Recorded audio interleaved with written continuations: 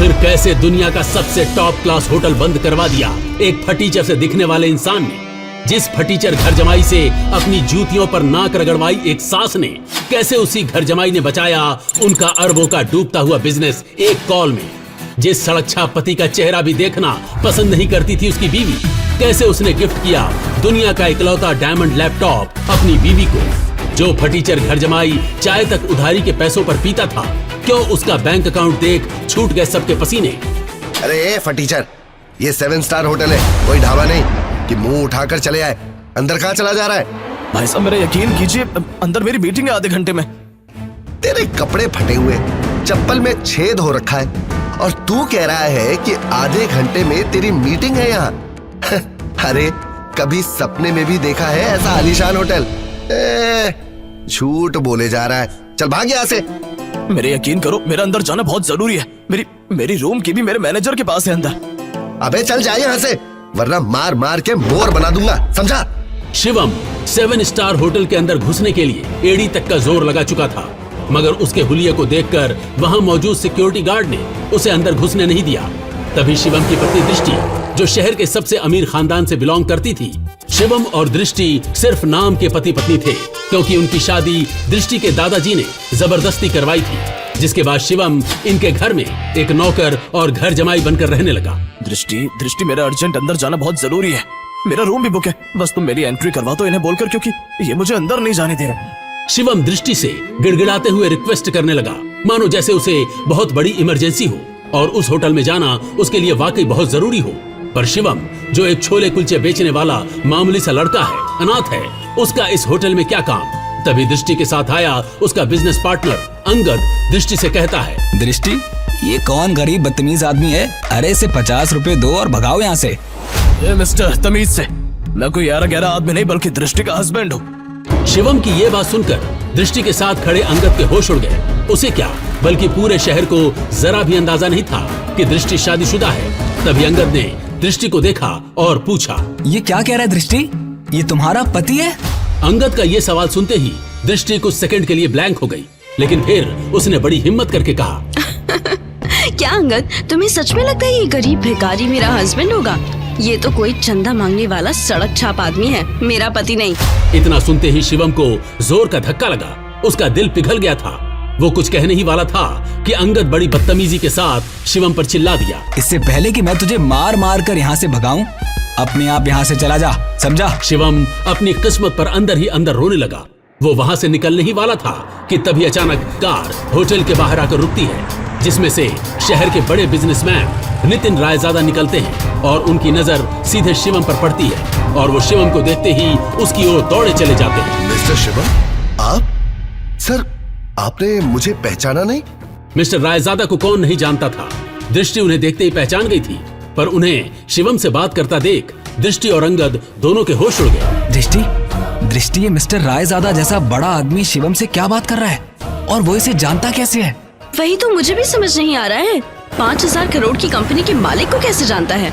जरूर ये मिस्टर रायजादा का ड्राइवर होगा। काफी देर बात करने के बाद शिवम मिस्टर रायजादा से कुछ इशारे में कहता है और मिस्टर रायजादा तुरंत किसी को कॉल लगाते हैं और शिवम की उस 7 स्टार होटल में एंट्री करवा देते हैं। वो देखो, इस भिखमंगे ने मिस्टर रायजादा से भीख मांगकर होटल में एंट्री ले ली है। पता नहीं अंदर जाकर क्या करेगा। तभी दृष्टि भागते हुए मिस्टर रायजादा के पास जाकर पूछने लगी, हेलो मिस्टर रायजादा, मैं नारायण ग्रुप ज्वेलर्स की CEO हूँ। बुरा ना माना तो मैं पूछ सकती हूँ, क्या आप उस भिखारी को कैसे जानते हैं जो अभी अभी आपके पास खड़ा था? भिखारी? You mean mister Shivam? Are you kidding? आप मिस्टर शिवम को भिखारी कह रही हैं? मैडम, लगता है आप मार्केट में काफी नई हैं, वरना ऐसे सवाल नहीं पूछती। अच्छा, मैं चलता हूँ। इतना कहकर मिस्टर रायजादा वहाँ से चले जाते हैं और दृष्टि सोच में पड़ जाती है कि आखिर ये मिस्टर रायजादा ने क्या कहा। और दूसरी ओर शिवम तेजी से होटल के अंदर भाग रहा होता है कि उसे वहाँ उसका मैनेजर खड़ा दिख जाता है, जो शिवम से मिलकर कहता है, शिवम सर, हेलो, और ये रहा आपका ब्लैक टक्सिडो सूट। आज की मीटिंग के लिए आप कॉरिडोर से अपने रूम में चले जाइए, क्योंकि आपके पास ज्यादा टाइम नहीं है, गेस्ट आ गए हैं। और ये भी रखिए आपके रूम की की। शिवम तेजी से वहाँ से भागते हुए अपने रूम की तरफ निकल जाता है, पर तभी अचानक वो उसके सामने से आ रहे एक आदमी से टकरा गया, जिससे वो आदमी नीचे गिर पड़ा। Oh no! अंधे कहीं के, ये 7 स्टार होटल है, तेरी कॉलोनी का पार्क नहीं। तू जैसे भिखारी को यहाँ किसने घुसने दिया? देखिए सर, I'm sorry, मैं जल्दबाजी में हूँ, इसीलिए आपसे टकरा गया। अब मेरी मीटिंग, मुझे जाना होगा, सॉरी। मेरे होते हुए तो इस होटल में 2 मिनट भी नहीं रुक सकता। तू जानता नहीं है तूने किस आदमी से टक्कर खाई है। और तभी वो आदमी इतना कहते हुए शिवम का रास्ता रोक देता है और वहाँ 6 बॉडीगार्ड्स आ जाते हैं और आकर शिवम को पकड़ लेते हैं। तेरी इतनी हिम्मत, तूने हमारे सर को धक्का मारा। तू शायद जानता नहीं, ये इस होटल के मालिक हैं। सर, मेरे लिए इस समय ये मीटिंग बहुत जरूरी है, मैं आपसे माफी मांगता हूँ, प्लीज मुझे जाने दीजिए, मुझे इमरजेंसी है। इसका ये भाड़े का सूट जमीन में फेंक कर गंदा कर दो। मैं भी देखता हूँ इस जैसा भिखारी कैसे मीटिंग अटेंड करेगा। 2 कौड़ी का नौकर और 2 कौड़ी की इसकी कंपनी, पता नहीं कैसे कैसे लोगों को जॉब दे देते हैं। No sir, no. शिवम की आंखों के सामने वो बॉडीगार्ड शिवम का सूट जमीन पर फेंक कर गंदा कर देता है और शिवम उनसे बस रिक्वेस्ट ही करता रह जाता है। जब वो शिवम का सूट जमीन पर फेंक देता है तब शिवम गुस्से में उठता है और उस बॉडीगार्ड को जमीन पर गिरा देता है। शिवम फिर गुस्से में चिल्लाते हुए कहता है, हाउ डेयर यू, तू होता कौन है मेरा सूट गंदा करने वाला? एक 7 स्टार होटल का मालिक होने से अपने आप को बहुत बड़ा आदमी समझने लगा है क्या? अब देख, अगले 10 मिनट में तेरी बर्बादी शुरू होगी। शिवम के इतना कहते ही वहाँ खड़े लोग और बॉडीगार्ड शिवम पर जोर जोर से हंसने लगे। तभी उस होटल के मालिक ने शिवम की बेइज्जती करते हुए कहा, तुझ में अकड़ बहुत है, मैं यहीं खड़ा हूँ, चल दिखा क्या कर सकता है तू। तभी शिवम गुस्से में तुरंत किसी को फोन लगाता है और कहता है, हेलो, मैं बोल रहा हूँ यंग मास्टर, अभी के अभी कपूर 7 स्टार होटल को तुरंत ब्लैकलिस्ट कर दो। मुझे अगले 10 मिनट में ये होटल बंद चाहिए, समझे?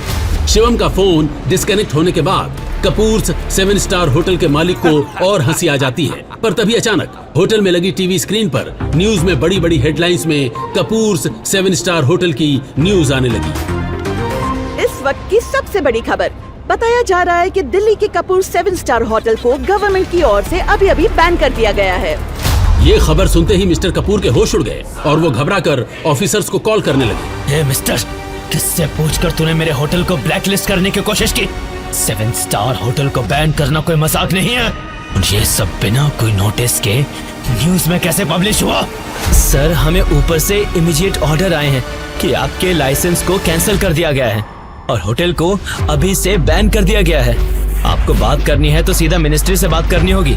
मिस्टर कपूर को कुछ समझ नहीं आ रहा था, पर तभी उन्होंने शिवम को देखा और उसने कहा, मैंने कहा था ना 10 मिनट के अंदर अंदर तुझे सड़क पर ला दूंगा, तेरा होटल बंद करवा दूंगा।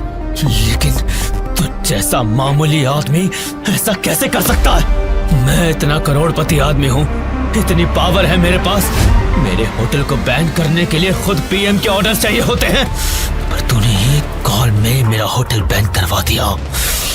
कैसे कैसे? अभी तो बस तेरा होटल बैन हुआ है, पर तूने जो फ्रॉड करके इंडिया में स्विस बैंक में जो पैसा जमा किया है उसके लिए तुझे जेल भी करवाता हूँ। पर मुझे अभी इमरजेंसी है, इसीलिए इतने में छोड़ रहा हूँ, वरना आज हाथ में कटोरा दिलाकर भीख मंगवाता तुझसे। ये सुन वहाँ पर मौजूद सभी लोगों के चेहरे पर 12 बज गए थे। ये आखिर एक मामूली आदमी ने एक कॉल से देश के सबसे बड़े होटल को कैसे हमेशा के लिए बंद कर दिया। तभी शिवम का मैनेजर, जिसने उसे ब्लैक सूट और रूम की की दी थी, वो भागा भागा शिवम की तरफ आया और कहने लगा, सर, आपका वहाँ पहुँचना बहुत जरूरी है, वो लोग वहाँ आ गए हैं, आइए हमें अभी चलना होगा। सर, यानी ये कोई मामूली आदमी नहीं बल्कि बहुत रईस और पावरफुल आदमी है। सुनो, तुम्हारा नाम क्या है? शिवम वहाँ से निकलने ही वाला होता है, पर मिस्टर कपूर की बात सुनकर वो रुक गया और उसने घूरकर मिस्टर कपूर को अपना नाम बताया और ये नाम सुनते ही वहाँ पर खड़े सभी लोगों के माथे पर पसीना आ जाता है और मिस्टर कपूर तो शिवम के पैरों पर गिर जाता है। सर, आप मुझे माफ कर दीजिए सर, मुझे माफ कर दीजिए। मुझे जरा भी पता होता तो मैं आपके लिए खुद होटल रिजर्व करवा देता। सर प्लीज मुझे माफ कर दीजिए, आइंदा ऐसी गलती नहीं होगी। डोंट वरी, जब होटल ही नहीं रहेगा तो गलती भी नहीं होगी। हटो अब। शिवम इतना कहकर अपने रूम की तरफ भागा और जाकर उसमें बैठ गया, पर तभी उसके पास यूएस से कॉल आई। शिवम सर, अब आपको उन लोगों से मिलने की कोई जरूरत नहीं है, हमें डोनर मिल गया है। बड़े साहब अब खतरे से बाहर हैं और हम उन्हें लेकर कल इंडिया ही आ जाएंगे। ओह थैंक गॉड, मैं तो डर ही गया था। अब शिवम बिना टेंशन के एयरपोर्ट से निकलकर सीधा अपने ससुराल यानी नारंग मेंशन पहुंच गया। उधर रोज की तरह शिवम दुनिया से बेखबर अपनी ही धुन में हाथों में दृष्टि का लंच बैग और कानों में ईयरफोन्स लगाए ऑफिस आया। गुड मॉर्निंग मिसेस वर्मा, कैसी हैं आप? आज का दिन बहुत खूबसूरत है ना? Hello, how are you? तो टेंशन क्यों है? तू सारा टाइम घर में वर्करूम की तरह काम करता रहेगा कि कभी न्यूज भी देखेगा? वो इतने बड़े बिजनेसमैन का दामाद है और तुझे बिल्कुल खबर नहीं बिजनेस की। सर क्या हुआ कि मुझे मालूम नहीं है। सरकारी टेंडर्स ना मिलने से नारंग इंडस्ट्रीज को बड़ा झटका। वेंटिलेटर पे चल रही नारंग इंडस्ट्रीज को इस 200 करोड़ के टेंडर से बहुत उम्मीदें थी, लेकिन ये टेंडर चला गया कपूर इंडस्ट्रीज के पास। नारंग इंडस्ट्रीज और उसके गिरते हुए शेयर्स को कैसे बचाएगी दृष्टि नारंग? ऋषभ दृष्टि का बिजनेस पार्टनर था। वैसे तो उसे दृष्टि का जीवन साथी बनना था, लेकिन दृष्टि के दादाजी ने मरने से पहले जबरदस्ती दृष्टि की शादी एक सड़क छाप गरीब लड़के शिवम से करा दी थी, जो छोले कुलचे बेचता था। और फिर दृष्टि के दादाजी के गुजर जाने के बाद बिजनेस को संभालने के लिए दृष्टि के पिता अखिल नारंग ने बहुत कोशिश की, लेकिन वो कंपनी को संभाल नहीं सके। तनाव की वजह से उनकी तबीयत पर गहरा असर पड़ा, नुकसान बढ़ता जा रहा था, इसलिए दृष्टि को ये जिम्मेदारी उठानी पड़ी। हालांकि ऋषभ चाहता तो दृष्टि की ये समस्या अपने पापा के दोस्त मिस्टर नारायण से रिक्वेस्ट करके हल करवा सकता था, लेकिन दृष्टि से अपनी सगाई टूटने के बाद उसने फैसला किया कि वो कभी भी दृष्टि की मदद नहीं करेगा। दृष्टि बिल्कुल खामोश बैठी थी, वो हर हाल में इस कंपनी को बचाना चाहती थी। टेंडर ना मिलने की वजह से सारे इन्वेस्टर्स ने अपने हाथ खींच लिए। इनफैक्ट ये देखो, ये बैलेंस शीट, इसमें भी कुछ खास नहीं है। They don't have trust on us anymore. अगर ऐसा ही चलता रहा ना तो हमारी कंपनी दिवाला हो जाएगा। नहीं नहीं नहीं नहीं नहीं नहीं नहीं no, this can not happen. I can't let this happen. ये कंपनी सिर्फ कंपनी नहीं है। दादाजी ने खून पसीने की मेहनत से नारंग ग्रुप ऑफ कंपनीज को खड़ा किया था और इसका परचम सिर्फ हमारे देश में नहीं बल्कि विदेश में भी लहरा रहा है। बहुत मेहनत से दादाजी ने इसे कामयाब बनाया है। हमारी एक गलती की वजह से या कुछ ना कर पाने की वजह से मैं दादाजी की पूरी मेहनत को मिट्टी में मिलने नहीं दे सकती। We have to do something. I can't lose this company. This is not the option. आप सब प्लीज कुछ कीजिए। आपको तो कोई आइडिया होगा ना, कोई सोल्यूशन होगा। Somebody just find a way. दृष्टि बेटा, तुम्हारे दादाजी के टाइम से हमारे कुछ वफादार एसोसिएट्स थे जिनके साथ हम बिजनेस करते थे, लेकिन उनके निधन के बाद ऋषभ के निर्देश पर हमने उनके साथ डील करना बंद कर दिया। अगर तुम कहो तो उनसे मर्जर की बात की जाए। राजा काका, दैट्स नॉट एन ऑप्शन है। और वैसे भी आज की खबर सुन के मुझे नहीं लगता कोई हमारे साथ मर्जर करेगा। Let's look at other options. Meanwhile what can we do? Raja Mauli उर्फ राजा काका दृष्टि के दादाजी के पुराने वफादार थे, लेकिन आज वो सिर्फ नाम के कंपनी एडवाइजर थे। नारंग इंडस्ट्रीज और उसके गिरते। Hello, yes ma'am, yes ma'am, I get the files. अपने एक्सपर्ट से हम जानेंगे दिवालिया हो रही नारंग इंडस्ट्रीज का भविष्य। नारंग इंडस्ट्रीज और उसके गिरते हुए शेयर्स को कैसे बचाएगी दृष्टि नारंग? दृष्टि कहाँ पर है? शिवम, तुम घर जाओ, मुझे तुरंत ये फाइल्स देनी है मैम। दृष्टि से मिलना बहुत जरूरी है। I need to meet her right now please. Shivam, जिद मत करो, घर जाओ। अब जा कर रही है मीटिंग रूम। तभी मिसेस वर्मा दरवाजा खटखटाकर एक्सेस कार्ड की मदद से अंदर चली जाती हैं और उनके पीछे पीछे शिवम भी अंदर घुस जाता है। शिवम को इस तरह देखकर सभी लोग हैरान हो जाते हैं। दृष्टि, इस प्रॉब्लम के बारे में कुछ बात करनी है जरूरी, प्लीज। शिवम, इस वक्त नहीं, इस वक्त मैं बहुत ही जरूरी मीटिंग में हूँ और ये मीटिंग इस वक्त मेरे लिए बहुत जरूरी है। 5 मिनट दे दो। इन सब बातों के लिए इस वक्त मेरे पास वक्त नहीं है। प्लीज जाओ। 5 मिनट इस प्रॉब्लम का सलूशन है। यहाँ मीटिंग चल रही है। मुंह उठा के आ गया साला फटीचर। और वैसे भी कंपनी के मैटर में तेरा कोई लेना, तेरी औकात क्या है? सबसे पहले तो साथ को यहाँ से निकालो।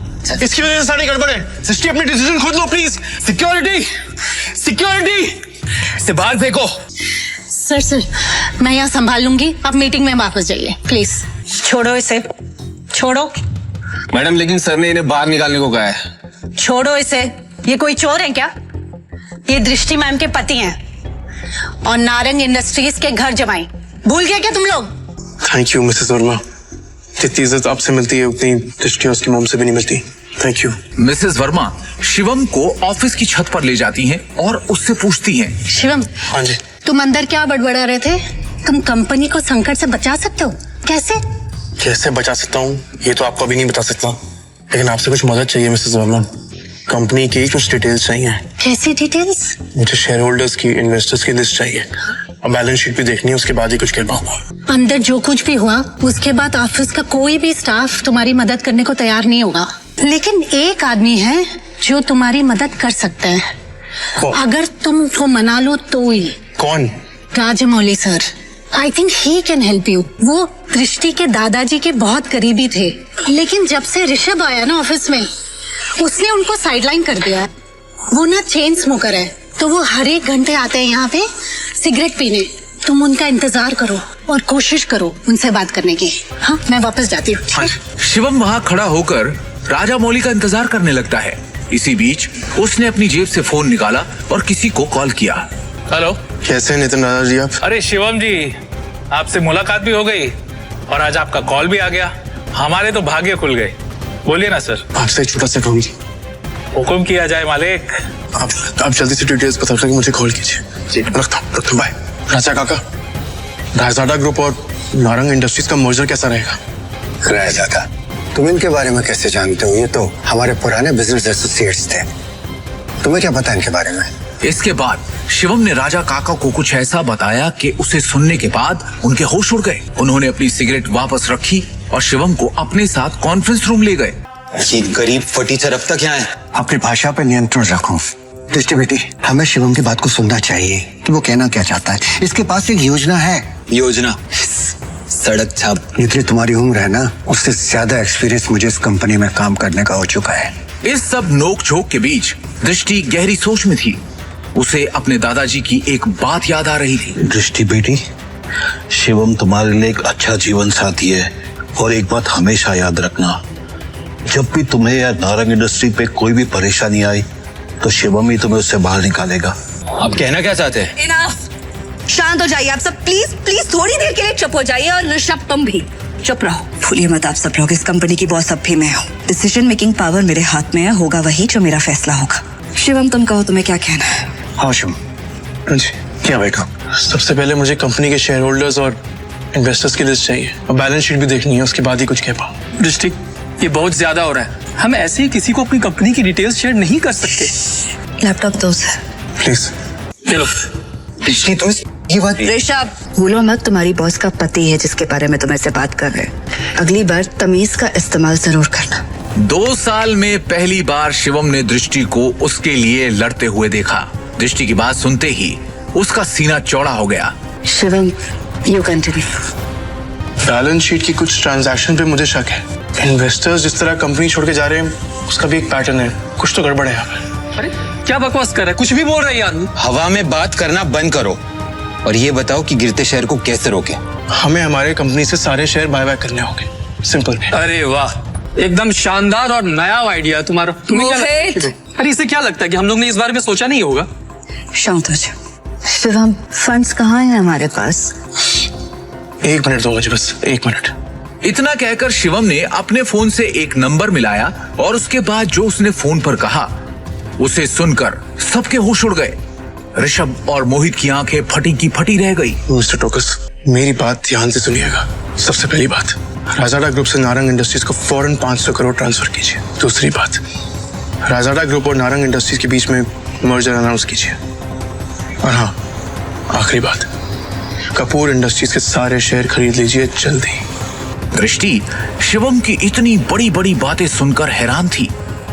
उसे यकीन ही नहीं हो रहा था कि उसका घर जमाई पति इतनी बड़ी कंपनी से उसकी नारंग इंडस्ट्री का मर्जर करवा रहा था। दृष्टि ने शिवम से कहा, शिवम, तुम हो कौन? ब्रेकिंग न्यूज, बड़ी खबर आ रही है इस वक्त हमारे पास। रायजादा ग्रुप ने नारंग इंडस्ट्रीज के साथ मर्जर की घोषणा कर दी है। इस खबर ने नारंग इंडस्ट्रीज को फर्श से अर्श तक पहुंचा दिया है। नारंग इंडस्ट्रीज के शेयर प्राइस ने वापस से रफ्तार पकड़ी है। नारंग इंडस्ट्रीज का दुनिया की सबसे बड़ी कंपनी रायजादा ग्रुप से जुड़ना काफी फायदेमंद साबित होगा। क्या दृष्टि को मिलेगा शिवम से अपने सवाल का जवाब? आखिर क्या राज छुपा है शिवम की असलियत के पीछे? रायजादा ग्रुप से शिवम का क्या रिश्ता है? एक फटीचर इंसान ने कैसे देश की सबसे बड़ी कंपनी रायजादा ग्रुप से नारंग इंडस्ट्रीज का मर्जर करवाया? नारंग इंडस्ट्रीज के हाथ से टेंडर निकल जाने के पीछे क्या ऋषभ की कोई साजिश थी? ये सब जो अभी अभी हुआ था ये किसी जादुई सपने से कम नहीं था, लेकिन एक बात जो अब भी सबकी नजरों से शिवम ने छुपाकर रखी थी वो थी उसकी आंतरिक शक्तियां, जिसे शिवम उजागर करने की कोशिश कई दिनों से कर रहा था। शिवम वहां से निकलकर एक शादी में गया था जहां उसे करण मिला था, जो कि दृष्टि का कजन था। वो शिवम को बेइज्जत करने से कभी बाज नहीं आता था। शिवम और उसके बीच नोक-झोंक कई समय से चलती आ रही थी, लेकिन उस दिन शिवम ने करण की बेइज्जती पूरे रिश्तेदारों के सामने कर दी और वहां से घर चला गया। करण ने अपने गुस्से को पी लिया और ठान लिया कि वो शिवम को नहीं बख्शेगा। दूसरी ओर अपना खाना खत्म करके शिवम ने अपने बर्तन धोए और फिर वो अपने बेड पर आराम करने बैठ गया। ध्यान या मेडिटेशन करने की महारत उसने पिछले कुछ सालों में ही पाई थी। शिवम के लिए मेडिटेशन उसके शरीर के अंदर दिन भर में जमा हुई गंदगी बाहर निकालने का एक जरिया है। और तभी शिवम ने हाथ आगे बढ़ाया और बेड के साइड में रखा एक काला पत्थर उठाया। उसे मुट्ठी में बंद कर जैसे ही उसने हाथ को हल्के से घुमाया, वो पत्थर राख बन उसकी उंगलियों के बीच से सरक गया। शिवम की आंखों में उत्साह भर गया और उसने खुद से कहा, भस्म शक्ति ने अपना रूप ले लिया है। अरजा, उसके गुरु ने भी तो यही कहा था कि वो तक्षक महल का वंशज तभी माना जाएगा जब वो अपनी अंदरूनी शक्तियों को जगा लेगा, और तब उसकी तलाश शुरू होगी ढूंढने के लिए रायजादा परिवार के उन खास लोगों को जिनसे वो अपने गुरु के निशानी के तौर पर दिए जेड पत्थर की मदद से मिल पाएगा। वही वो पल होगा जब शिवम अपनी जिंदगी को बदल पाएगा। सिर्फ इतना ही नहीं, इसके साथ ही शिवम के हाथ वो सब भी लगेगा जो आम इंसान की पहुंच में नहीं, जैसे कि पौराणिक औषधियां, धन और उसके पूर्वज। यही तो होता है इस विद्या में। इसमें किसी के वैभव और उसकी शक्ति की कोई सीमा नहीं है। सक्का अपने गुरु का निशानी के तौर पर दिया हरा पत्थर अपने हाथों में घुमाते हुए शिवम ने सोचा, मेरी शक्तियां पूरी तरह से जागृत हो चुकी हैं। अब वक्त आ चुका है मामले को अपने हाथों में लेने का, एक्शन में आने का। शिवम ने अपनी शक्तियां जागृत होने के बाद उनसे अपनी शक्तियों के दम पर दृष्टि के ऑफिस में हुई सारी चीजों को दृष्टि और वहां मौजूद सब लोगों को भुलवा दिया। यहां तक कि नितिन रायजादा भी अब शिवम के साथ हुई बातों को भूल चुके थे। ऐसा शिवम ने क्यों करा, वो तो वक्त ही बताएगा। अगले दिन शिवम की मुलाकात उसके पिता से हो गई, जो कि इतने दिनों से उसे मिलने के लिए मजबूर कर रहे थे। तुम्हारे दादाजी पिछले 2 सालों से बिस्तर पर हैं, बहुत बीमार हैं। अपने बिगड़ते स्वास्थ्य के बावजूद वो बस एक ही जिद लेकर बैठे हैं कि केवल एक बार फिर तुमसे मिलना चाहते हैं। वो बस चाहते हैं कि तुम वापस आ जाओ। भावेश, जो कि शिवम के पिता हैं, उन्होंने कहा, तुम्हारे चाचा की भी शादी हो चुकी है, लेकिन तुम्हारे ताऊजी और चाचा जी के यहाँ केवल 2 बेटियां हैं। शाह खानदान का इकलौता दावेदार। शिवम ने खुद को नीचा दिखाने के लिए बुदबुदाया। तो आप चाहते हैं कि मैं परिवार की विरासत के लिए आपकी सौदेबाजी का हथियार बन जाऊं? तुम सच में बहुत भोले हो, भावेश ने ठंडे स्वर में कहा। हमारे परिवार का जो व्यापार है उसकी अनगिनत शाखाओं के अलावा हमारे शाह परिवार का दिल्ली और उसके आसपास के इलाकों में एक बड़ा पारिवारिक व्यवसाय है। परिवार के नियमों के अनुसार अगर परिवार के मुखिया की मृत्यु हो जाती है और तीसरी पीढ़ी को संभालने वाला कोई नहीं है, तो परिवार के मुखिया को दूसरे परिवार से बदल दिया जाएगा और उस समय से शाह परिवार पर हमारी शाखा का शासन नहीं होगा। और इसका मुझसे क्या लेना देना है? शिवम ने शांति से पूछा। तुम्हारे दादाजी के बीमार पड़ने के बाद से ही पिछले कुछ वर्षों में तुम्हारे चाचा और ताऊजी पहले से ही परिवार की विरासत और सत्ता की हकदारी के लिए लड़ने की तैयारी में जुट चुके हैं, जिससे परिवार के भीतर एक जबरदस्ती का हंगामा हो रहा है। क्या तुम बस ऐसे ही हाथ पर हाथ रखकर बैठे रहोगे और कुछ नहीं करोगे? भावेश ने निराशा भरी नजरों से पूछा। शिवम थोड़ा झुंझलाया और उसने उपहास भरी मुस्कान से भावेश की तरफ देखा। आखिरकार वो अपने पिता भावेश के वास्तविक स्वरूप को भली भांति जानता था। सत्ता के लिए वो दूसरों की भावनाओं की परवाह किए बिना वो सब कर सकते थे जो जरूरी बन जाए। शिवम, तुम खुद ही सोचकर देखो कि क्या तुम वाकई में इस छोटे से नारंग परिवार में रहना चाहते हो और जिंदगी भर इस तरह अपमानित होना चाहते हो? भावेश ने शिवम से पूछा। कल नारंग परिवार की शादी के दौरान तुम्हें इतना बड़ा अपमान सहना पड़ा। भावेश ने कहा, क्या तुम उनसे बदला लेने की शक्ति नहीं चाहते?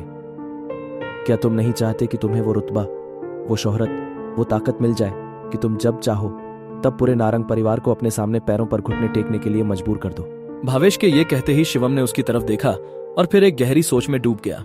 भावेश ने अपने चालाक स्वभाव का इस्तेमाल कर शिवम से अनुनय किया, लेकिन इसके बावजूद भी शिवम ने सिर्फ अपना सिर हिलाया और कुछ नहीं कहा।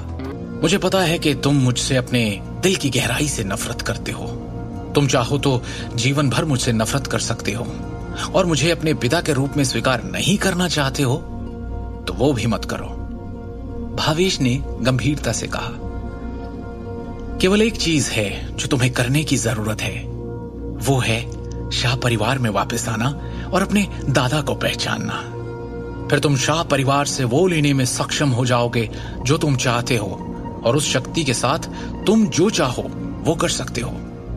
दिखने में इतनी सिंपल सी शर्त है, पर ये एक बहुत बड़ा मौका है जो तुम्हारे लिए शोहरत और ऊंचाइयों के सारे रास्ते खोल देगा। क्या तुम अब भी इसे स्वीकार करने को तैयार नहीं हो? शिवम ने स्पष्ट रूप से कहा, मुझे आपकी सहायता की कोई जरूरत नहीं है। मैंने वास्तव में तब तुम्हारे और तुम्हारी मां के साथ गलत किया था, लेकिन अगर तुम मेरी जगह होते तो शायद तुम भी ऐसा ही करते। एक आदमी जीवन में सब कुछ खो सकता है, हालांकि केवल एक चीज जो उसे नहीं खोनी चाहिए वो है वो शक्ति जो उसके हाथों में है। शिवम ने अपना सिर हिलाया और बेहद निराशा में आह भरी।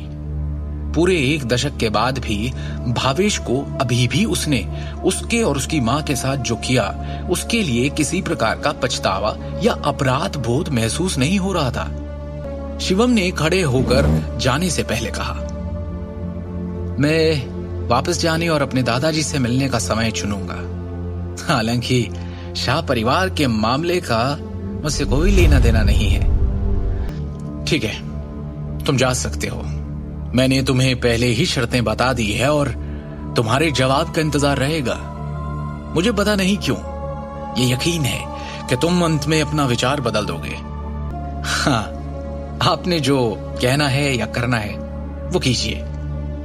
नोएडा सिटी, पूर्वी जिला, रायजादा ग्रुप बिल्डिंग। इमारत के प्रवेश द्वार पर पहुंचकर शिवम गेस्ट हॉल में चलने के लिए आगे बढ़ा। सर, क्या मैं पूछ सकती हूं आप किसे ढूंढ रहे हैं? रिसेप्शनिस्ट ने विनम्रता से पूछा। मैं आपके डायरेक्टर नितिन रायजादा से मिलने आया हूं, शिवम ने शांति से कहा। आप डायरेक्टर रायजादा से मिलने आए हैं? क्या आपके पास अपॉइंटमेंट है? उस रिसेप्शनिस्ट ने फिर पूछा। कैजुअल स्ट्रीट वियर टाइप के कपड़े पहने शिवम किसी ऐसे व्यक्ति की तरह नहीं दिख रहा था जिसके पास डायरेक्टर नितिन रायजादा जैसे बड़े आदमी से बात करने की योग्यता भी हो। मिलना तो दूर की बात थी। आप उन्हें सिर्फ मेरा एक मैसेज दे दीजिए और जैसा मैं कह रहा हूं बिल्कुल आप वैसा ही उनसे कहिए। उन्हें बताइए कि मैं चेतन आनंद रायजादा का दोस्त हूं। ठीक है, आप प्लीज कुछ देर वेट कीजिए। भवन के दूसरी ओर डायरेक्टर के ऑफिस में एक असाधारण स्वभाव वाला एक मध्यम आयु वर्ग का व्यक्ति कुछ डॉक्यूमेंट्स और फाइल्स की जांच कर रहा था। कम इन। अनुमति मिलने के बाद एक युवा पुरुष सेक्रेटरी ऑफिस के अंदर आया और उसने नर्म तरीके से सम्मानपूर्वक कहा, डायरेक्टर सर, फ्रंट डेस्क से मैसेज आया है कि कोई आपको ढूंढ रहा है। Front desk? दिन के इस वक्त मेरा कोई अपॉइंटमेंट नहीं है ना? देखो, वो जो कोई भी है मुझे नहीं अपने लिए परेशानी ढूंढ रहा है शायद, और इसके लिए तुम्हें यहाँ आने और हर वो इंसान जो मुझसे यहाँ मिलने आए उसके बारे में मुझे बताने की जरूरत नहीं है, समझे? सर वो एक्चुअली, सेक्रेटरी थोड़ा सा हिचकिचाया और फिर उसने कहा, सर उस आदमी ने आपको एक मैसेज देने के लिए कहा है। उसने कहा है कि वो किसी चेतन आनंद रायजादा का दोस्त है। मुझे लगा शायद आपल्या मेल आया गया। और जैसे ही शिवम ऑफिस के अंदर आया वो नितिन के सामने एकदम भरकर बैठ गया। उस अधेड़ उम्र के व्यक्ति जो उस कंपनी का डायरेक्टर है उसने उसे गंभीर भाव से देखा। क्या मैं पूछ सकता हूं आप कौन हैं सर? क्या आप इसे पहचानते हैं? शिवम ने वो हरा जेड पत्थर जो उसे निशानी के तौर पर गुरुजी से मिला था उसे निकालते हुए कहा। उस जेड पत्थर की सतह को जटिल पैटर्न के साथ उकेरा गया था, जबकि चरित्र रायजादा को केंद्र में अंकित किया गया था। ये तो... नितिन ने हैरान भाव से उस हरे पत्थर को देखा। उसका दिमाग अभी भी अस्पष्ट था और उसमें हजारों सवाल थे। ये जेड शहर के रायजादा परिवार से किसी की पहचान और कनेक्शन का प्रतीक है। ऐसे केवल कुछ ही पत्थर तैयार किए गए थे, यहां तक कि खुद नितिन के पास ऐसा एक भी नहीं था। अब कृपया एक क्षण प्रतीक्षा करें, तब तक मैं आनंद जी को आमंत्रित करता हूं, नितिन ने सम्मानजनक स्वर में कहा। इस युवक को नाराज करने की हिम्मत नहीं थी उसमें, जो अभी भी उसके लिए एक राज था। शिवम ने हां में सर हिलाया। कुछ ही समय बाद नितिन सफेद बालों और दाढ़ी वाले एक बूढ़े व्यक्ति उनके साथ ऑफिस में लौटा। नितिन थोड़ा पीछे हुआ और वो आगे आए। नितिन सिर्फ बिजनेस के प्रबंधन का प्रभारी था। दूसरी ओर उसके परिवार के रहस्यों से संबंधित अन्य सभी मामलों को आनंद जी द्वारा नियंत्रित किया जाता था, जिसे नितिन के पिता ने भेजा था। वो बूढ़ा करीब 60 की उम्र का होगा, लेकिन उनकी चाल में सर्प जैसी तेजी थी। इसके अलावा उनकी तेज आंखें जोश से भरी थी, जबकि उनके शरीर में उच्च आत्माओं का उत्सर्जन था। शिवम के हाथ में जेड टोकन को करीब से देखते हुए बूढ़े ने एक सांस लेने से पहले अविश्वास में देखा और अपना परिचय दिया। मैं हूं जतिन आनंद। क्या मैं आपका शुभ नाम जान सकता हूं sir? Shivam. Brother Shivam Raizada group के लिए जेड टोकन लाए हैं। मुझे माफ करें, लेकिन क्या मैं आपकी पहचान का परीक्षण कर सकता हूं? जरूर। शिवम ने हां में सिर हिलाया। जतिन को एक नजर देखते ही शिवम बता सकता था कि वो एक साधारण बूढ़ा आदमी नहीं था। इसे देखकर एक बात तो साफ थी कि जतिन आनंद तक्षक विद्या की दुनिया में एक विशेषज्ञ थे। जवाब में सिर हिलाने के बाद जतिन ने अचानक अपनी कलाई को हिलाया और एक जेड गेंद को रोल करते हुए फेंका, जो हवा में घूमती हुई तेजी से शिवम की ओर जा रही थी। अचानक हुए हमले के बावजूद शिवम ने तेजी से अपनी तरफ आती हुई उस जेड बॉल को नंगे हाथों से पकड़ लिया और अपनी सीट पर बैठ गया। और जैसे ही उसने अपनी मुट्ठी खोली, उसकी उंगलियों के बीच से जेड धूल का ढेर फिसलने लगा। इस अप्रत्याशित दृश्य को देखकर नितिन की आंखें चमक गई। जतिन आनंद की अभिव्यक्ति भी फीकी पड़ गई और वो खुद से बुदबुदाए, एक आंतरिक शक्ति विशेषज्ञ इतनी कम उम्र में? कहीं ये उस इंसान का वंशज तो नहीं? रायजादा परिवार के एक बुजुर्ग के रूप में वो प्राचीन तक्षक विद्या से संबंधित गांधी परिवार के रहस्यों के संपर्क में आए थे। इस प्रकार वो मोटे तौर पर शिवम की असली पहचान का अनुमान लगा सकते थे। जतिन आनंद ने झुककर सम्मानपूर्वक कहा, मैं रायजादा परिवार की तीसरी शाखा का बड़ा जतिन आनंद आपका अभिवादन करता हूं, महान Elder. Nitin Raizada great Elder का अभिवादन करता है, नितिन ने गंभीर स्वर में कहा। शिवम के हाथ में जेड टोकन रायजादा परिवार के महान बुजुर्ग की पहचान का प्रतिनिधित्व करता है। रायजादा परिवार के नियम बेहद सख्त थे और किसी को भी उनका अपमान करने की अनुमति नहीं थी। अपनी पहचान स्वीकार किए जाने के बाद शिवम ने थोड़ा सिर हिलाया। द ग्रेट एल्डर इस बार ईस्ट ब्रांच ग्रुप में आए हैं। क्या मैं आपके लिए कुछ कर सकता हूं? जतिन ने गंभीरता से पूछा और उनके इस सवाल पर शिवम के अंदर हजारों बातों का तूफान सा उठ पड़ा। शिवम को पता है कि वो रायजादा ग्रुप के ऑफिस में क्यों आया है, उसे उनसे क्या मांगना है। पर इससे पहले कि वो अपनी बात कहता, उसका फोन बज उठता है। शिवम, फौरन मेट्रो सिटी हॉस्पिटल पहुंचो। मैंने तुम्हारे और सिमी विनती करते हुए रो पड़ी। मैं वहां पहुंचता हूं, कहकर जैसे ही शिवम ने फोन रखा, उसका चेहरा भावहीन सा हो गया। दृष्टि बेहोश हो गई। शिवम की आंखों में ऐसा क्रोध उमड़ पड़ा जैसा आज तक कभी किसी ने नहीं देखा। उसने जतिन और नितिन की ओर देखते हुए शांति और अधिकार के साथ कहा, मैं चाहता हूं कि पूरी की पूरी नारंग एम्पायर दिवालिया हो जाए, वो भी एक दिन के अंदर। ग्रेट एल्डर, आपकी आज्ञा सर आंखों पर। नितिन रायजादा ने सम्मानपूर्वक उत्तर दिया। दिल्ली के सबसे बड़े मेट्रो सिटी हॉस्पिटल में शिवम जल्दी से कमरा नंबर 608 में पहुंचा। जानते हो ना क्यों हो रहा है ये सब हमारे साथ? क्योंकि तुमने करण के साथ बदतमीजी की। सिमी शिवम की ओर उंगली उठाकर गुस्से में बोलती जा रही थी। अरे क्या जरूरत थी? पंगा उसके साथ करने की सोची जाती है जो आपके बराबर की हैसियत का हो। तुम क्यों अपनी हैसियत भूल जाते हो बार बार? क्यों जलील किया करण को पार्टी में? इल्जामों की इस बौछार में भी शिवम चुप रहा। उसने बस अस्पताल के बिस्तर की ओर देखा। बिस्तर पर लेटे हुए उनके ससुर अखिल नारंग थे। आपको चोट कहां लगी? शिवम ने चिंतित स्वर में पूछा। घाव अंदरूनी है, घबराने की बात नहीं, अखिल ने दर्द भरी आवाज में कहा। शिवम की आंखों में अपने लिए चिंता देखकर दृष्टि बोल पड़ी। मैं ठीक हूं। पापा की मजदूरों से बहस हो गई, उन्हें पीटा गया। ये तो अच्छा हुआ किसी तरह उन्होंने अपना बचाव कर लिया। हालांकि शिवम का दिल गुस्से से भर गया था। उसने ये पूछने से पहले खुद को शांत किया। फैक्ट्री में एग्जैक्टली हुआ क्या था? दृष्टि इस बारे में बात नहीं करना चाहती थी। उसने बस एक भारी सांस भरी। पता नहीं करण को फैक्ट्री के लेनदारों के अधिकार कैसे मिले, या फिर वो कब कैसे सबसे बड़ा लेनदार बन गया। वो मजदूरों को फैक्ट्री की सारी मशीन तोड़ने फोड़ने के लिए उकसाने लगा। मैंने और दृष्टि ने उसे समझाने की कोशिश की, पर वो हंसता रहा हम पर। फैक्ट्री की सारी मशीन्स उठवा ली उसने। फैक्ट्री खत्म हो गई, घर भी जल्दी ध्वस्त हो जाएगा। बहुत निर्दयी हैं वो लोग, और हम क्यों उनका निशाना बने? सिर्फ तुम्हारी वजह से शिवम, सिर्फ तुम्हारी वजह से, बोला उसने। अरे वाह, पूरा परिवार एक साथ। शिवम, कमरे के बाहर से हंसी की आवाज आई। करण यहां भी आ गया। आपने मेरे सुझावों के बारे में क्या सोचा?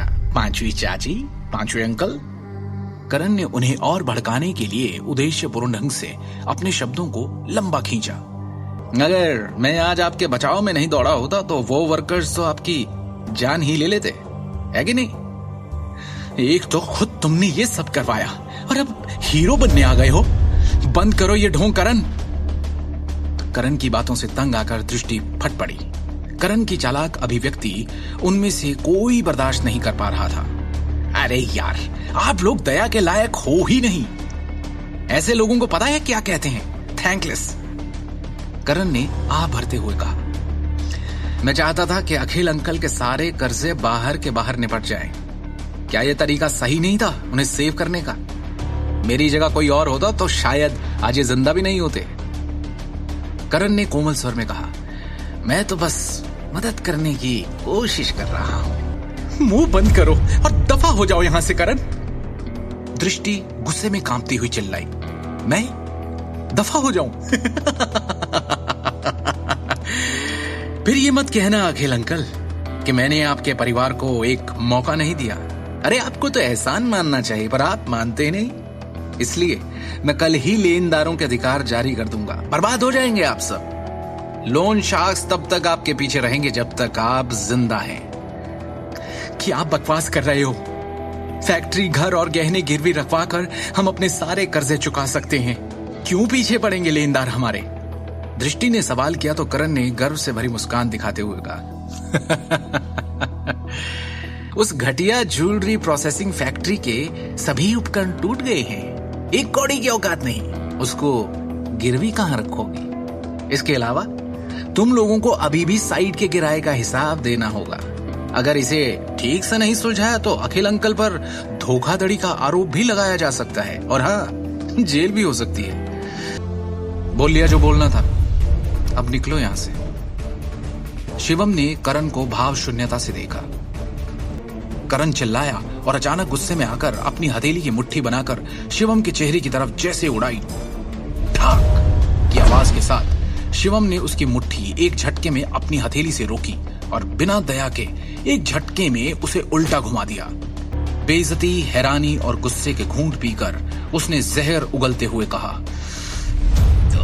तेरी ये मजाल, तूने मुझे हाथ लगाया, मुझे, करण नारंग को। उसने दृष्टि के परिवार की ओर देखकर कहा, और तुम लोगों को भी नहीं छोड़ूंगा मैं। इस परिवार की कहानी अब खत्म समझो। अब तुम में से मैं इस मामले को अच्छी तरह से संभाल लूंगा।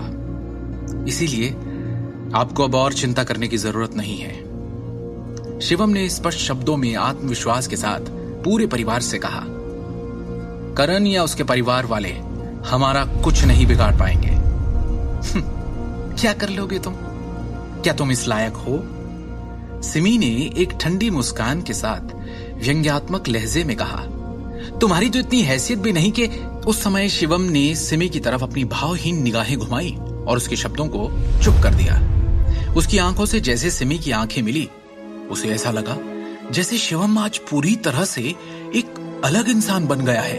वो कांप गई। उसे डांटने के लिए जबान खोली थी, पर अब उसकी बोलती खुद ही बंद हो गई। शिवम ने दोबारा दृष्टि की ओर नम्रता के साथ देखा और प्यार से उसे आश्वस्त किया।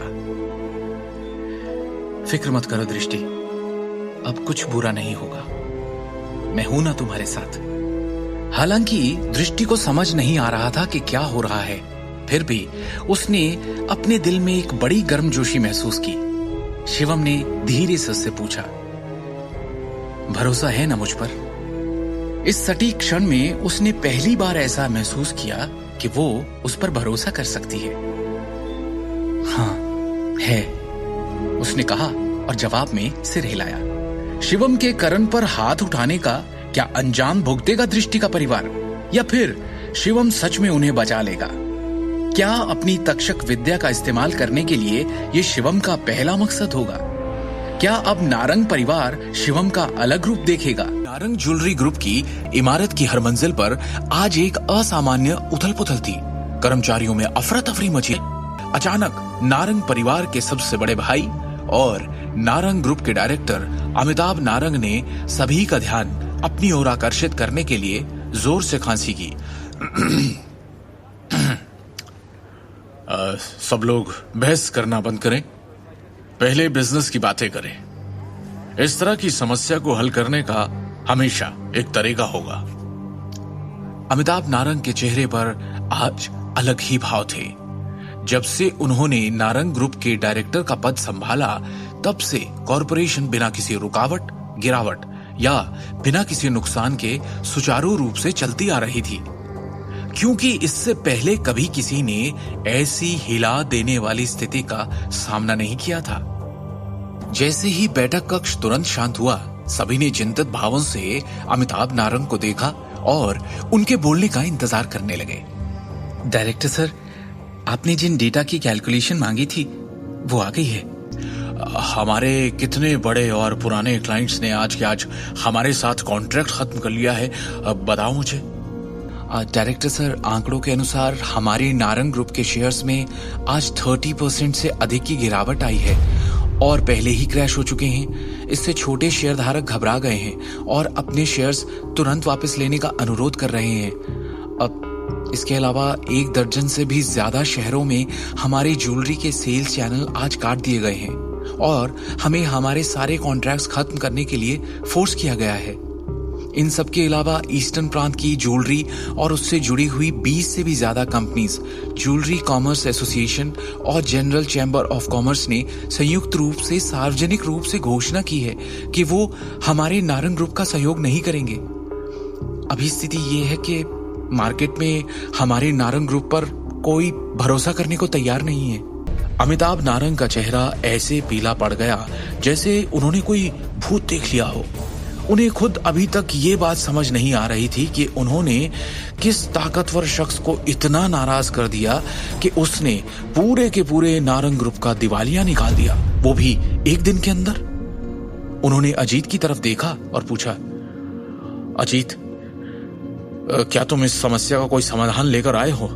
चिंता वाली बात यह है कि कोई स्पष्ट रूप से पर्दे के पीछे के तार खींच रहा है और हमारे ग्रुप को निशाना बना रहा है। हालांकि अजीत नारंग को भी समझ नहीं आ रहा था कि क्या किया जाए। उसका चेहरा राख हो गया था। अभी के लिए हमें तार खींचने के लिए जिम्मेदार व्यक्ति का पता लगाना चाहिए। हम तब तक देख सकते हैं कि क्या बातचीत के लिए अभी भी कोई जगह है। अजीत नारंग ने असहाय रूप से कहा। दोनों मुखिया समझ नहीं पा रहे थे कि उन्होंने किसे नाराज किया है। आखिर किसके पास एक दिन के अंदर नारंग ग्रुप को दिवालिया होने के कगार पर खड़ा करने की शक्ति थी। ये देखकर कि दोनों मुखिया भी बेबस थे, बैठक कक्ष और भी बेचैन हो गया, क्योंकि शेयरधारक आगे की चर्चा में पड़ गए कि तभी कक्ष के दरवाजे पर दस्तक हुई और वो चश्मे वाली युवा महिला सेक्रेटरी फिर से अंदर आई। उसके चेहरे पर इस वक्त और भी ज्यादा परेशानी के भाव थे। महिला सेक्रेटरी ने गंभीर लहजे में कहा, वाइस चेयरमैन, किसी ने हमें अभी फोन किया है। वो रायजादा ग्रुप के सेक्रेटरी विक्रम टोकस हैं। इस बार वो आपसे नारंग ग्रुप के मामलों पर कुछ बात करना चाहते हैं। मुझसे बात करना चाहते हैं? अजीत नारंग ने असमंजस में उत्तर दिया। वहां मौजूद सभी लोग हैरान हो गए। आखिर क्या उस व्यक्ति को पहले एग्जीक्यूटिव डायरेक्टर सबसे बड़े भाई की तलाश नहीं करनी चाहिए? वो तीसरे भाई की तलाश क्यों करेंगे? कहीं ऐसा तो नहीं? इस वक्त सम्मेलन कक्ष में बैठे सभी लोग ये अनुमान लगा सकते हैं कि वो आदमी बड़े भाई से न मिलकर तीसरे भाई से मिलने क्यों आया होगा, क्योंकि सभी की संदेह भरी निगाहें अजीत नारंग पर जा टिकी थी। अजीत, क्या इस मामले का तुमसे कोई लेना देना है? क्या तुमने किसी भी तरह से रायजादा ग्रुप को ठेस पहुंचाई है? क्या मजाक है? आखिर नारंग ग्रुप का कोई भी शख्स रायजादा ग्रुप जैसे ताकतवर बिजनेस टाइकून से टकराने की हिम्मत कैसे कर सकता है? रायजादा ग्रुप के एक इशारे पर सारा नारंग ग्रुप एक चुटकी में दिवालिया हो जाएगा। तो फिर मैं कैसे? अजीत नारंग ने जल्दी से उनके साथ सभी संबंधों से इनकार कर दिया। हम जल्दी ही पता लगा लेंगे। आप फोन उठाओ और स्पीकर चालू करो। देखते हैं रायजादा ग्रुप का क्या कहना है। अमिताभ नारंग ने ठंडे स्वर में कहा। ठोर पर सेक्रेटरी विक्रम टोकस की आवाज बहुत ठंडी थी। हाँ mister Tokas, good morning. Ajit Narang ने विनम्रता से जवाब दिया। 1 घंटे बाद हम एक बड़ी मीटिंग बुलाएंगे। इसके लिए प्लीज नारंग ग्रुप के सारे मैनेजमेंट को फौरन सूचित कर दीजिए। हमारा रायजादा ग्रुप आपकी कंपनी के एक्विजिशन यानी अधिग्रहण के बारे में बात करने के लिए आएगा। अपने बेटे करण नारंग को मीटिंग में बुलाना मत भूलिएगा, विक्रम ने कहा। जी बिल्कुल, अजीत ने तुरंत उत्तर दिया, क्योंकि वो विक्रम टोकस को अपमानित करने की जरूरत नहीं कर सकता था। फोन की एक बीप के साथ विक्रम ने आखिरकार कॉल काट दिया। अजीत नारंग, उसका चेहरा पीला पड़ गया। अपने बेटे का नाम सुनने के बाद उसे एक बड़ी बेचैनी महसूस हुई। कॉल खत्म होने के बाद वहां मौजूद सभी शेयरधारकों ने अजीत नारंग को और भी अधिक शत्रुता और संदेह की दृष्टि से देखा। चूंकि मामला अर्जेंट है, हम एक बार में ही बैठक बुलाएंगे। कंपनी के पूरे मैनेजमेंट को सूचित किया जाए और रायजादा परिवार के लोगों के आने का इंतजार करें, अमिताभ नारंग ने गंभीर स्वर में कहा। 3 घंटे बीत गए। बैठक कक्ष में माहौल बेहद तनावपूर्ण हो गया था, क्योंकि सभी घबराकर इंतजार कर रहे थे। मिस्टर नारंग, क्या हमें फोन नहीं करना चाहिए? वो आ भी रहे हैं कि नहीं? शेयरधारकों में से एक से अब इंतजार नहीं हो रहा था। अनुभव था ही इतना कष्टदायक। हम केवल इंतजार कर सकते हैं। आखिरकार हमारे ग्रुप की जीवन रेखा पहले से ही रायजादा परिवार के हाथों में है, अमिताभ ने गंभीरता से कहा। इसी दौरान एक युवक अचानक अपनी बिजनेस टीम और 2 अन्य वकीलों के साथ बैठक में चला गया। सब लोग मुझे अपना परिचय दें। मैं रायजादा ग्रुप के नारंग ग्रुप एक्विजिशन का इंचार्ज हूं, सेक्रेटरी विक्रम टोकस ने गंभीर अभिव्यक्ति के साथ कहा। और हां, मैं नारंग ज्वेलरी ग्रुप का नया चेयरमैन भी हूं। डायरेक्टर अमिताभ नारंग की जगह कॉरपोरेशन के मामले अब मैं संभालूंगा। इतना कहने के बाद सेक्रेटरी टोकस ने चेयरमैन की कुर्सी खोल दी और बोल्ड अंदाज में बैठ गया। भवानी नारंग के निधन के बाद से नारंग ग्रुप के चेयरमैन का पद खाली था। यहां तक कि अमिताभ और अजीत नारंग ने भी खुद को डायरेक्टर के पद तक ही रखा। ये नजारा देखकर नारंग परिवार के सभी सदस्यों के चेहरे पर घृणा आ गई, पर वो चुप रहे, क्योंकि वो रायजादा ग्रुप को नाराज नहीं करना चाहते। सेक्रेटरी टोकस परिवार के सभी लोगों के हाव भाव देखकर मुस्कुराया और बोला, आगे बढ़ने से पहले ऐसा लगता है आप सब में काफी लोगों की समझ में नहीं आया कि अभी स्थिति एग्जैक्टली है क्या। इस समय मेरे हाथों में नारंग की ज्वेलरी ग्रुप के 55% शेयर हैं। इसके अलावा मैं मैनेजमेंट के तहत 20 ज्वेलरी फैक्ट्रीज और 30 आभूषण फ्लैगशिप स्टोर्स के कंट्रोल में हूं। मेरा मानना है कि अगर मैं चेयरमैन का पद लेता हूं तो किसी को आपत्ति नहीं होगी, है ना? टोकस के ये शब्द एक ढोल की तरह लग रहे थे जो सभी के मन में गहराई से उतर गए, जिससे वो चुप हो गए। ये एक्विजिशन के दस्तावेज हैं, प्लीज आप सभी एक बार ध्यान से पढ़ लीजिए। टोकस ने दस्तावेज की कॉपियां सभी में बांटने का आदेश दिया। उपस्थित सभी शेयरधारकों ने दस्तावेजों को पढ़ते हुए और गहराई से विचार करते हुए गंभीर भाव प्रकट किए कि तभी शांति में विक्रम टोकस की आवाज फिर से आई, एक अलग अंदाज में। करण नारंग कौन है? इतने में वहां मौजूद सभी एक ही दिशा में देखने लगे और पीछे से करण निकलकर सामने आया। विक्रम ने उसे ज़हीन नजरों से देखा। मैं हूं करण नारंग, लेकिन मैं ये नहीं समझ पा रहा हूं कि आपको मुझसे क्या काम है मिस्टर विक्रम टोकस? करण ने झुंझलाहट भरी आवाज में ईमानदारी से कहा।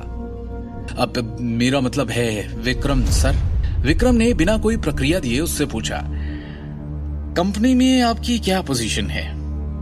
और इतनी बड़ी कंपनी के मुलाजिम होने के नाते आपको इतना भी नहीं पता कि बिना बारी के बोलना सही नहीं? विक्रम ने यह कहते हुए करण की ओर अपनी ठंडी निगाह डाली और पास पड़ी मोहर उठाकर तेजी से करण की तरफ फेंकी। और जैसे ही वो सील करण के पेट से टकराई, उसके होश उड़ गए और उसे लगा जैसे उसे हथौड़े से मारा गया हो। जैसे ही उसके पेट से दर्द ऊपर की ओर बढ़ा, उसने बैठक से पहले खाया हुआ सारा खाना कॉन्फ्रेंस रूम की टेबल पर उल्टी कर दिया। करण गुस्से से भड़क उठा, क्योंकि उसे लगा था कि विक्रम ने उसके साथ अन्याय किया है और सबके सामने उसे अपमानित किया है। हालांकि उसने विक्रम को अपनी आंखों में शुद्ध घृणा के साथ देखा, लेकिन उसने विरोध का एक भी शब्द कहने की हिम्मत नहीं की। उसे अभी भी समझ नहीं आया कि रायजादा ग्रुप का ये सेक्रेटरी उसे क्यों निशाना बना रहा है। विक्रम ने धीरे से कहा, अब आप सब लोग मेरी बात ध्यान से सुने। मुझे पूरी उम्मीद है कि आप सब ने इस टेक ओवर के पेपर्स अच्छे से पढ़ लिए होंगे। हमारे रायजादा परिवार ने नारंग के आभूषण समूह से बड़ी संख्या में शेयर और संपत्तियां क्यों खरीदी, इसका कारण ये है कि हमने नारंग के आभूषण निगम की क्षमता को समझा और उसमें इंटरेस्ट दिखाया है, क्योंकि इसके पास महान विकास मूल्य है। इसलिए आप सभी शेयर होल्डर्स को फिलहाल के संकट में होने वाले नुकसान के बारे में चिंता करने की कोई जरूरत नहीं। हमारी टीम की व्यावसायिकता कंपनी को अधिक लाभ मूल्य बनाने की ओर ले जाएगी। सभी शेयरधारकों को केवल उस प्रणाली का सख्ती से पालन करने की आवश्यकता है जिसे मैंने संशोधित किया है और इसे पूरा किया है। भविष्य में हमारा व्यवसाय निश्चित रूप से अधिक ऊंचाई तक बढ़ेगा, पहले से कहीं ज्यादा। उपस्थित 20 से अधिक शेयर होल्डर्स ने सहमति में अपना सिर हिलाया। उनमें से हर एक के दिल में अपनी अपनी योजनाएं थी। उन सभी ने रायजादा ग्रुप के टेक ओवर पेपर्स और स्कीम को ध्यान से पढ़ा था। ऐसा लग रहा था कि दिल्ली के रायजादा समूह का नारंग के आभूषण समूह को एक बार में खत्म करने का कोई इरादा नहीं था। उनके जैसे छोटे शेयर होल्डर्स पर सभी योजनाओं और अनुबंधों का कोई प्रभाव नहीं पड़ेगा। इस प्रकार वो अभी भी पहले की तरह प्रॉफिट में शेयर्स का आनंद ले सकते हैं। इसके अलावा इस योजना ने उन्हें परोक्ष रूप से रायजादा ग्रुप का हिस्सा भी बना दिया, जो अपने आप में बहुत बड़ी बात थी। वो ये भी देख सकते थे कि हालिया संकट स्पष्ट रूप से अजीत नारंग और करण नारंग की तरफ इशारा कर रहा था और उन्हीं पर लक्षित था। और इसका नतीजा ये होगा कि इन दोनों कार्यकारी निदेशकों को जबरदस्त नुकसान हुआ था। उन्होंने न केवल महत्वपूर्ण मामलों में बोलने का अधिकार खो दिया, बल्कि उनकी संपत्तियों और शेयरों की संख्या को भी भारी झटका लगा। वो अब तक सारी प्रेरणा और आशा खो चुके होंगे। हालांकि एक व्यक्ति जिसे सबसे बड़ी हार का सामना करना पड़ा, वो था नारंग परिवार का तीसरा भाई अमिताभ नारंग। उन्होंने न केवल डायरेक्टर्स बोर्ड का सारा नियंत्रण खो दिया, बल्कि उनकी प्रतिष्ठा भी चरमरा गई थी। आज की घटना निश्चित रूप से दिल्ली शहर के पूरे व्यापारिक उद्योग में फैल जाएगी और उसे हंसी का पात्र बना देगी। ऐसा लगता है कि उसके लिए फिर से अपनी प्रतिष्ठा हासिल करना बेहद मुश्किल होगा। हालांकि अजीत नारंग और अमिताभ नारंग ने शुरू में बदसूरत भाव प्रकट किए, मजबूरी में सिर्फ एक मुस्कान दी और विक्रम की सराहना की और उसे बधाई देने के अलावा वो दोनों और कर भी क्या सकते थे। इस किस्से के करीब 6 घंटे बाद रात में हम जाते हैं एक 5 स्टार होटल के एक आलीशान से लग्जरी सूट में। उस कमरे का दरवाजा खुला, उसको देखा। अच्छा किया, सामने बैठे शिवम ने बैठक की रिकॉर्डिंग को देखते हुए विक्रम टोकस की क्षमताओं की प्रशंसा की। थैंक यू डायरेक्टर शिवम, आपकी सेवा करना मेरा कर्तव्य है। विक्रम ने विनम्र परिवार का एक दूसरे के साथ एक मजबूत रिश्ता है, इसलिए सिंघानिया परिवार ने उनकी मदद के लिए हाथ बढ़ाया है और उसे कुछ फंड ट्रांसफर किए हैं, जिससे अमिताभ अपनी वर्तमान स्थिति को स्थिर करने में कामयाब हुआ है। इस मामले में क्या हमें उन पर एक बार फिर हमला करना चाहिए और एक ही बार में दोनों परिवारों को नष्ट कर देना चाहिए? इसकी कोई जरूरत नहीं है, शिवम ने शांति से कहा। वैसे आपको अखिल नारंग के गहने कारखाने के मामले पर अतिरिक्त ध्यान देना होगा। शिवम ने पहले से कुछ सोचा हुआ था, जिसे याद करते हुए उसने कहा, सब कुछ सामान्य प्रक्रिया के अनुसार संभाला जाएगा।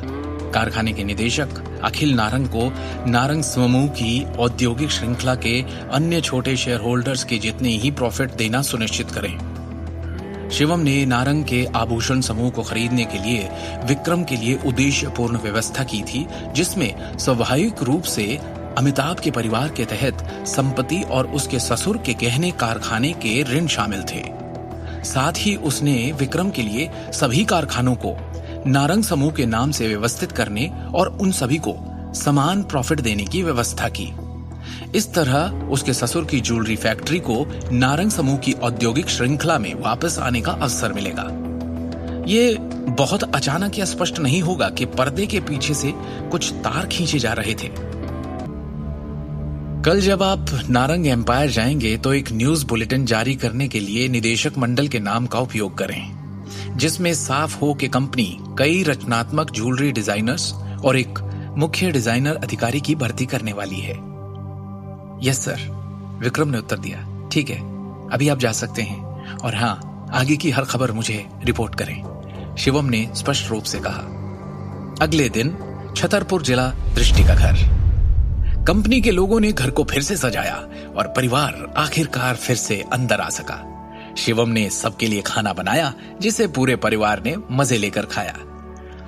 ऐसा लगता है कि इस बार हमें स्वयं देवताओं ने आशीर्वाद दिया है। हर चीज का कितना संतोषजनक अंत है। भाई साहब के अपने बेटे के साथ गिरने के बाद पिछले वर्षों में उनके द्वारा बनाए गए दुश्मनों ने उन्हें लात मारने का अवसर ले ही लिया।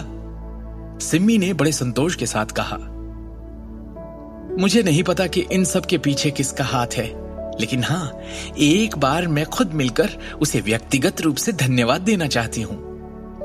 अपने चेहरे पर एक उज्जवल मुस्कान के साथ अखिल ने कहा, भाई साहब का परिवार बहुत निर्दयी है।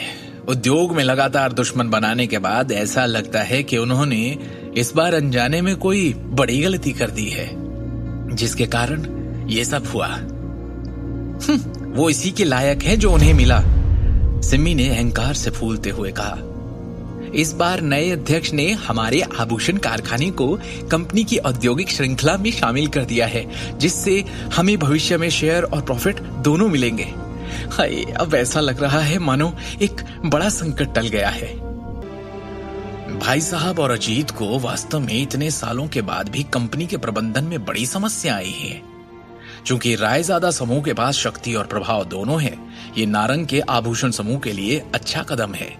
हालांकि ये निश्चित रूप से हमारे पिता द्वारा स्थापित पारिवारिक व्यवसाय को एक सार्वजनिक व्यवसाय में बदलने की कोशिश है, अखिल ने एक विवादित अभिव्यक्ति के साथ कहा।